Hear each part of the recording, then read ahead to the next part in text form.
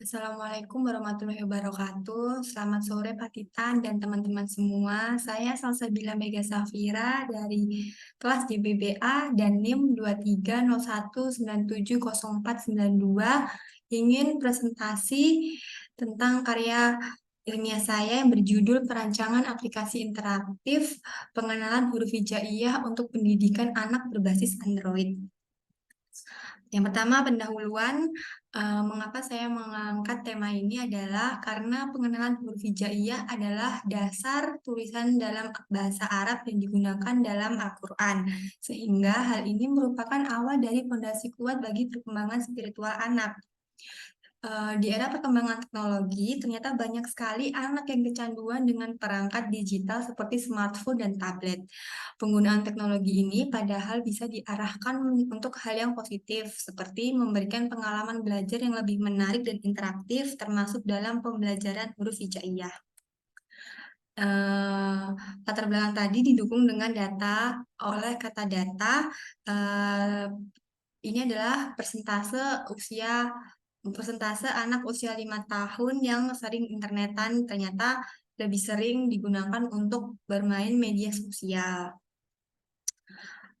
Selanjutnya, dengan memanfaatkan perkembangan teknologi ini harusnya bisa digunakan sebagai media pembelajaran. Maka dari itu, saya mengambil aplikasi pengenalan huruf hijaiyah yang interaktif yang menawarkan pendekatan yang menyenangkan dan menarik bagi anak-anak karena dilengkapi dengan gambar, musik, dan animasi. Karena berbasis Android, sehingga dapat diakses kapan saja dan di mana saja, sehingga pembelajaran tidak terbatas pada lingkungan sekolah. Hal ini memungkinkan anak-anak untuk belajar dengan ritme minat mereka. Selanjutnya adalah identifikasi masalah. Yang pertama, bagaimana aplikasi interaktif pengenalan huruf hijaiyah untuk anak-anak dapat meningkatkan pemahaman tentang pendidikan agama Islam pada usia dini. Selanjutnya, bagaimana cara merancang aplikasi interaktif pengenalan huruf hijaiyah untuk anak-anak berbasis Android. Dan terakhir, bagaimana penggunaan fitur visual dan animasi dapat membantu anak-anak memahami dan mengingat huruf hijaiyah dengan lebih baik. Tujuan penelitian yang pertama, meningkatkan pemahaman tentang pendidikan agama Islam pada usia dini dengan aplikasi interaktif pengenalan huruf hijaiyah pada usia dini. Yang kedua, mampu merancang aplikasi interaktif pengenalan huruf hijaiyah untuk anak-anak berbasis Android. Yang terakhir adalah memanfaatkan fitur visual dan animasi untuk membantu anak-anak memahami dan mengingat huruf hijaiyah dengan lebih baik. Selanjutnya, yang kedua adalah gagasan. Media merupakan salah satu faktor penentu keberhasilan dalam pembelajaran. Melalui media, proses pembelajaran bisa lebih menarik dan menyenangkan. Sayangnya, banyak anak-anak yang tidak menyukai pembelajaran menggunakan buku. Disinilah pentingnya peran media sebagai alat bantu memudahkan pemahaman pesan pembelajaran. Saat ini, metode pembelajaran pada sebagian besar PAUD atau TK masih dalam pengenalan huruf hijaiyah menggunakan metode deskriptif, di mana guru memberikan arahan yang akan diikuti oleh murid untuk dihafalkan. Ternyata cara ini cenderung pasif karena guru hanya menerangkan huruf hijaiyah secara lisan, tulisan, dan bahasa tubuh saja. Setelah mempelajari kondisi ini, saya ingin mengembangkan media pembelajaran berupa aplikasi interaktif berbasis Android dengan user interface yang mudah dan animasi yang menarik.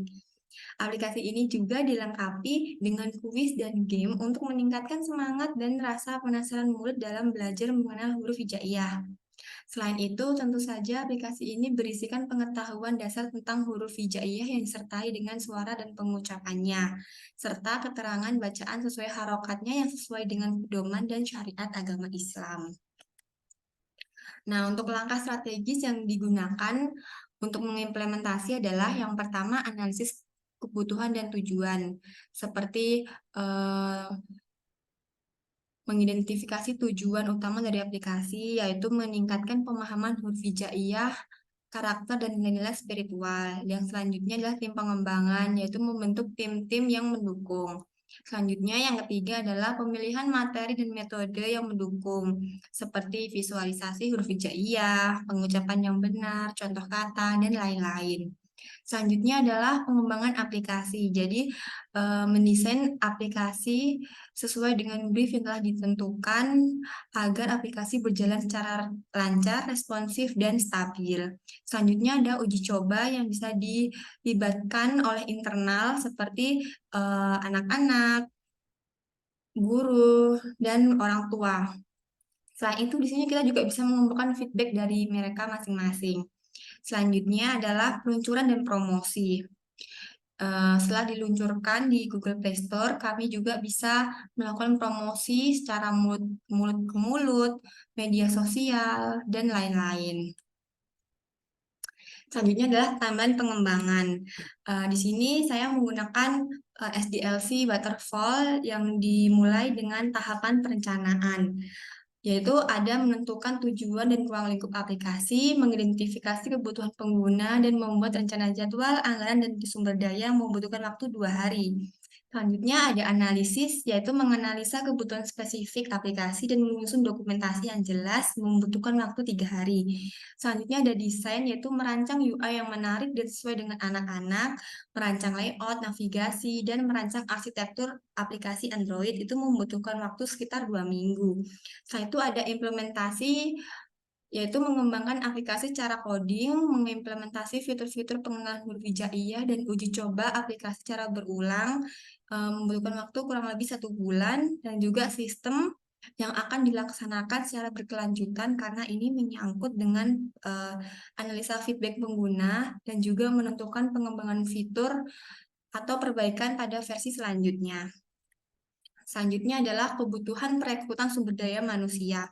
Yang pertama adalah front-end developer yang bertugas untuk melakukan bug fixing, memastikan input user telah divalidasi sebelum dikirim ke back-end, dan mengembangkan tampilan dan desain web sesuai brief yang telah ditentukan. Requirement-nya adalah memiliki minimal 1 tahun pengalaman bekerja di posisi front-end, berpengalaman dalam pemrograman web dasar seperti HTML, JavaScript, dan CSS, wajib berpengalaman dalam kerangka JavaScript, React.js. Selanjutnya adalah back-end dev, yaitu fokus pada coding dan debugging, berkolaborasi dengan front-end untuk integrasi sisi logika server, dan membuat dokumentasi dan kode yang reusable. Nah, requirement-nya adalah wajib memahami Go, Python, JavaScript, Node.js, dan Java, familiar dengan Git atau GitLab, branching mechanism, and pull request, dan berpengalaman dengan framework Go Fiber, Flask, dan Express.js. Nah, untuk UI UX designer ini adalah intinya menerjemahkan user stories dan business requirements menjadi desain yang efektif. Nah, untuk requirement-nya adalah memahami Figma dan plugin-pluginnya, memahami UI, website, dev, Android, dan iOS principles. Selanjutnya adalah QA engineer yang bertugas untuk intinya menguji aplikasi baik itu manual atau otomatis dan membuat dokumentasi atas laporan bug dan error yang ditemukan. Requirement-nya adalah memiliki pengalaman dalam tes aplikasi web dan mobile baik secara manual maupun otomatis. Selanjutnya adalah project manager yang bertugas untuk merencanakan dan mengawasi keseluruhan proyek SITI dan memastikan telah sesuai dengan biaya, jadwal, dan tujuan yang telah ditentukan di awal. Nah, requirement-nya adalah wajib memahami minimal 2 SDLC, memiliki sertifikat PMP atau setara, dan terbiasa mengelola proyek. Kesimpulan dari karya ilmiah ini adalah melalui aplikasi ini diharapkan anak-anak dapat memahami dan menghafal huruf hijaiyah dengan cara yang lebih menarik, interaktif, dan mendalam, serta berdampak positif pada perkembangan akhlak dan spiritual mereka dalam menjalani kehidupan sehari-hari. Belajar jadi lebih menyenangkan karena dilakukan di mana saja, kapan saja, dan sesuai keinginan masing-masing. Sekian dari saya, mohon maaf jika ada kesalahan ataupun kekurangan. Selamat sore.